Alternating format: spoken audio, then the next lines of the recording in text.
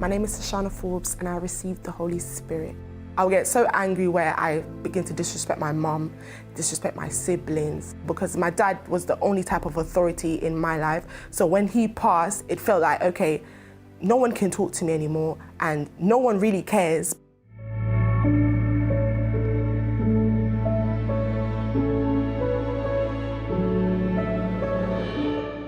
I came over to this country with my mom and a couple of years passed and I learned that my father had died. And that was very difficult for me to handle because I never even got to see him. That led me to seeking attention elsewhere. So I used to seek attention from boys more frequently now because I never used to do that. I used to get involved with smoking weed, which that was never me. And drinking alcohol, I didn't do it excessively, but that was not me.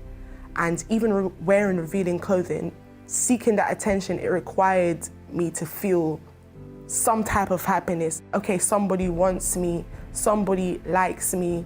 I would also have episodes with my family members where I would get so angry for the littlest things, literally. I began to disrespect my mom, disrespect my siblings. My mind literally became absolutely blank. I didn't know what I was gonna do next. I didn't know even if I wanted to do something, I didn't know how I would go through with doing so. I didn't know who to ask for help. And that led me in a state of depression, I would say, because when you see no moving forward for your life, when you see no purpose of your life begins to feel like nothing. It feels like you are worth absolutely nothing. And that's literally the mindset I had for many years. I got invited to the UCKG through a college friend. She had invited me to the youth group and I didn't really like it, so I ended up leaving. Then years later, this is when I was very suicidal and I ended up telling her that I'm planning to take my life. So she tried to invite me again, and at this point I was like, okay, there's nothing to really lose. I remember going up to my youth pastor at the time, and he just looked at me and said, "Are you ready for your life to be changed?" The pastor offered me a prayer and I accepted it. And at that moment, a burden was literally lifted off my shoulders. And I felt a difference. I was advised to do a chain of prayer on Wednesdays, Fridays, and Sundays. So I really devoted myself in attending these services to learn more about God, to learn more about what I can do to receive God. I learned something about something called the Holy Spirit, and knowing what the Holy Spirit was and who the Holy Spirit was and what the Holy Spirit can do for my life, it was mind-blowing, and I believed at that point that my life could change. So the 21 Days Fast with Daniel campaign came up and I decided to take part. So what I did was I sell all my belongings, all my clothes that reminded me of the past, all my trainers, my shoes that reminded me of the past.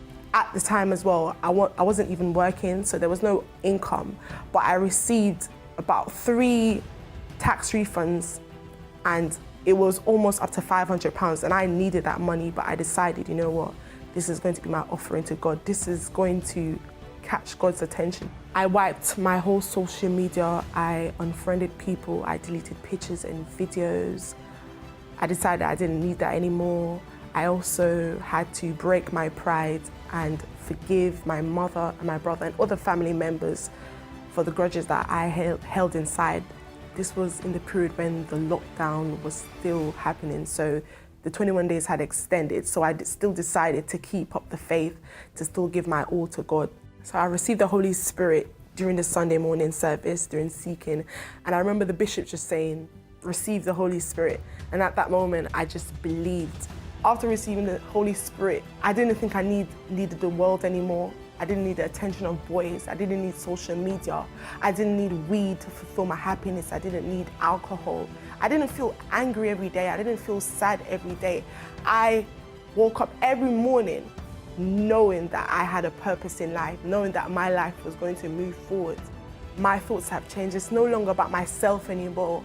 I want people to know that God is literally out there waiting for them. if they decide to make that decision. If they really and sincerely want their life to move forward, if they sincerely want happiness, there is a way.